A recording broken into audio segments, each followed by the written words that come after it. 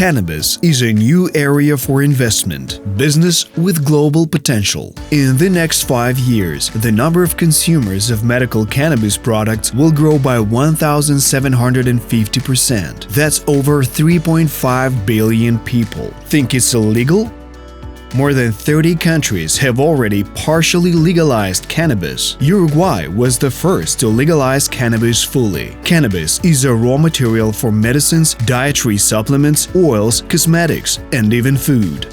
Sales of cannabis-based products will surpass those of Samsung and Google by 2025. WeGrower Alliance is an international conglomerate created to get profit from investments in a new industry.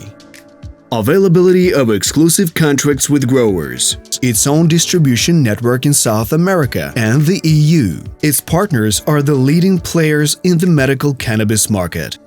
By now, more than 1,000 growers are cooperating with us, and in 6 months, there will be more than 3,000 of them. The final goals of the company are 2 owned factories for processing raw materials, FDA license to sell products in the United States, and the IPO. WeGrower Alliance. Invest in the growth of a new global industry.